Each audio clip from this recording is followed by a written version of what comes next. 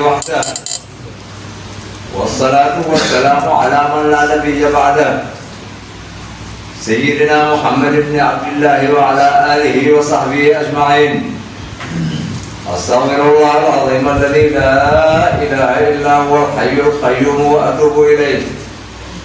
أما بعد فيا عباد الله، أوصيكم ونفسي بتقوى الله عز وجل ورضا به ربا لنتذوق طعم الإيمان. ففي صحيح الإمام مسلم أنه صلى الله عليه وسلم يقول: ذاق طعم الإيمان من رضي بالله ربا وبالإسلام دينا وبمحمد صلى الله عليه وسلم رسولا. إن هذا الحديث أيها المسلمون إن كان موجز المبنى، إلا أنه كما عودنا رسول الله صلى الله عليه وسلم أن يكون كلامه عظيم المعنى.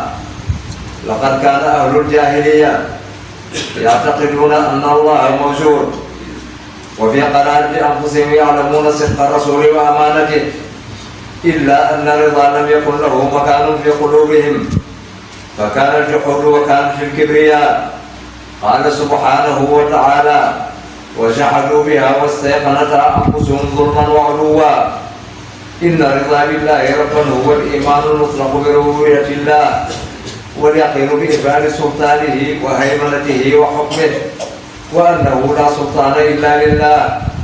ورضا بالإسلام دينا هو الإيمان المطلق بالإسلام شعيرة في العبادة. قل إن الصلاة ونسكي ومحياي ومماتي لله رب العالمين لا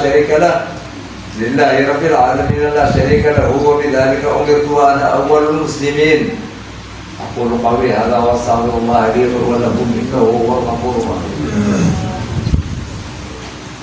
الحمد لله رب العالمين، أحمده سبحانه وأشكره وأستغفره، وأصلي وأسلم على صفته من خلقه سيدنا محمد بن عبد الله، وأترضى عن آله وصحابته أجمعين.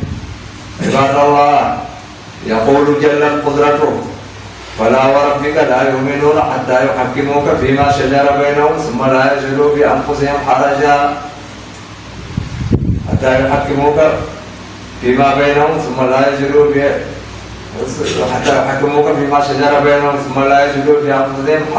حرجا مما قضيت ويسلموا تسليما. فلا بد لكل مسلم أن يؤمن إيمانا جازما شاملا، وأن يعلم أن الإيمان لا بد أن يشتمل على إعطاء كلمة لا إله إلا الله محمد رسول الله حقها، وحقها يتركز في عقيدة محلها القلب، وشعيرة محلها العبادة، وشريعة تتمثل بالقانون، وفي رضا بمحمد صلى الله عليه وسلم رسولا إذعان واقتناع بأن هذا النبي هو الذي تلقينا عنه أحكام الله. قال تعالى: وما آتاكم الرسول فخذوه وما نهاكم عنه فانتهوا واتقوا الله إن الله شديد العقاب. وقال تعالى: من يطع الرسول فقد أطاع الله ومن تولى فما أرسلناك عليهم حفيظا. اللهم إنا نستهديك واهدنا لما فيه رضاك. اللهم لا تجعل مصيبتنا في ديننا، ولا تجعل الدنيا أكبر همنا ولا مبلغ علمنا، ولا تسلط علينا بذنوبنا من لا يخافك فينا ولا يرحمنا. اللهم اهدنا صراطك المستقيم، صراط الذين أنعمت عليهم غير المغضوب عليهم ولا الضالين. اللهم اهلك أعداء الدين، اللهم دمر أعداء الدين، اللهم اغفرهم جميعا واجعل أموالهم وأولادهم غنيمة للمسلمين. اللهم أعز الإسلام والمسلمين وأذل الشرك والمشركين. أقول قولي هذا وأستغفر الله لي ولكم إنه هو الغفور الرحيم.